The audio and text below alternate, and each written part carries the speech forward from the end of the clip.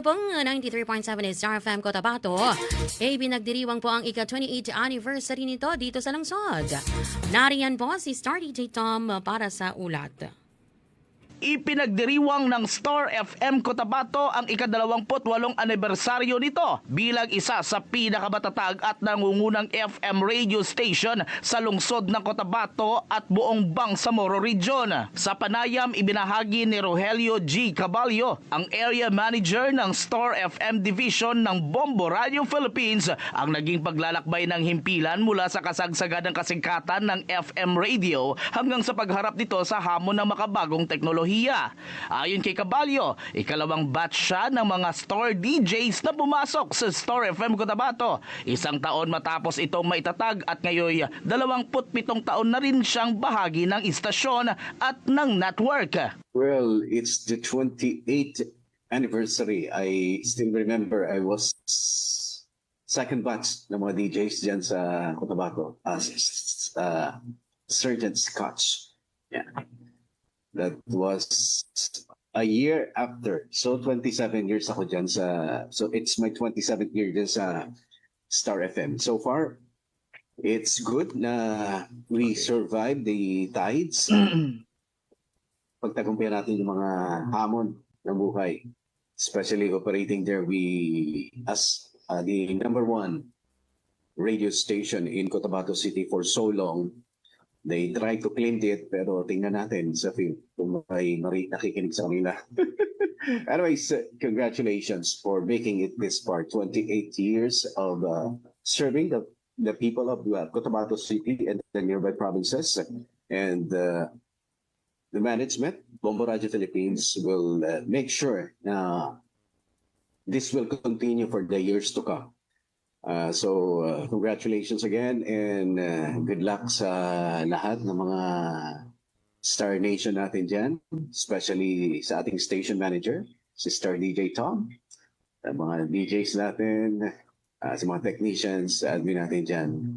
You're doing a good job and keep doing a good job. Congratulations and happy 28th anniversary. Inalala nito ang kasagsagan ng FM era kung saan halos lahat ng kabahayan sa ilang lugar sa Cotabato City ay nakatutok sa Star FM. Sa isang isinagawang survey noon sa Malagapas, 29 sa 30 kabahayan ang nakikinig sa Star FM Cotabato. Dagdag pa niya, umabot na sa puntong hindi na kinakailangan maghanap ng advertisers ang istasyon dahil mismo ang mga kliyente ang lumalapit upang magpaanunsyo at magbigay ng commercial. Patunay ng malawak na impluwensya at tiwala ng publiko sa himpilan. Nasabi ko nga, a year after may establish ang Star FM Cotabato, pumasok po dyan as Sergeant Scott. So at the peak of Star FM Cotabato and at the peak of the FM stations, imagine, 27 years na ako sa radyo. Kasi 28 kayo. So 1 year older lang ang Star FM Cotabato sa akin. So it's my 27th year sa Star FM sa radio. At talagang nasabayan ko yung peak ng FM at ng Star FM dyan sa Cotabato. Na pag mag-survey ka that time, maaawa ka na lang sa kalaban mo dahil walang nakikinig. We happen to have nag-survey kami that time sa Malagapas. Wala pa yung wala pa yung bagong municipal hall diyan. Talagang bahay pa yan. Nag-survey kami that time, mga 30 ata na household. 29 nakikinig sa Star, isa lang sa kalaban. That's how strong Star FM during the peak ng FM at ng Star FM dyan sa Cotabato. And may times pa noon na pag nakasakay ka sa jeep kasi palaging Star FM nakipakinggan mo eh. Pag magbabayad ka na, papansin nila yung boses mo. Sasabihin nila, ikaw si Sergeant Scotts. So, wag ka na magbayad. I-greet mo na lang ako mamaya. That's how we were back then. Talagang celebrities yung mga DJs that time kasi wala pa tayong kalaban ng social media, wala pa tayong kalaban ng internet. Talagang, if you want to listen to music, FM ang pakikinggan mo. And that time, Star FM talaga dyan sa Cotabato. So, talagang naranasan ko yun na hindi na kami nagsisales eh. Mismo yung mga kliyente ang pumupunta sa amin para mag-prayer.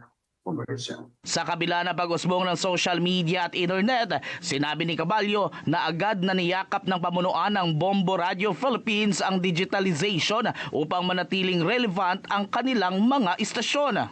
Sa kasalukuyan, aktibo na sa mga digital platforms ang Bombo Radio at Star FM stations, kabilang ang live streaming ng mga programa, newscast at special events sa social media. Binigyang diin ni Caballo na hindi lamang musika ang inihahatid ng Star FM, kundi pati balita at impormasyon sa pamamagitan ng integrasyon ng news content sa programming. Tiniyak naman ng pamunuan na magpapatuloy ang serbisyo publiko ng Star FM Cotabato sa mga susunod pang taon, kasabay ng patuloy na pag-angkop sa pagbabago ng panahon at teknolohiya. We all know the management is very supportive of the innovations that our engineering department and digital department is trying to impose. Talagang we embrace digitalization from the past years. Kaya nga lahat ng AM stations natin talagang buhay na buhay. Nasa Facebook Live yan throughout their operations from sign on to sign off. And even us sa Star FM, meron na rin tayong Facebook Live, di ba? Mapapanood na nila yung mga newscast natin, yung mga announcement of winners, kung meron, awarding of winners. Ganyan, saka we are present sa saan mang lugar. Yun ang kagandahan kasi sa Bombo Radio Philippines. Dahil we integrated news and information sa Star FM. Hindi lang tayo FM, meron din tayong news. Meron tayong newscast, meron tayong mga live interviews using the digital platform. Kaya talagang kahit saan, kaya nating marating dahil dito sa digitalization na inimpose ng Bombo Radio Philippines, including Star FM. Yung kagandahan sa atin, hindi tayo iniiwan. Pag mag-a-advance ang AM natin ng Bombo Radio, kasama yung Star FM. Kaya meron tayong mga digital platforms, meron tayong mga equipments na talagang sabay sa agos ng digital world. Sa loob ng 28 taon, nananatiling layunin ng istasyon ang makapaghatid ng musika, balita at serbisyong may malasakit para sa mamamayan ng Cotabato City at mga kalapit na lalawigan. At iyan ang aking report. Ako si Star DJ Tom, and this is Bombo Radio Philippines, the #1 and most trusted source of news and information. Basta Radyo! Bombo!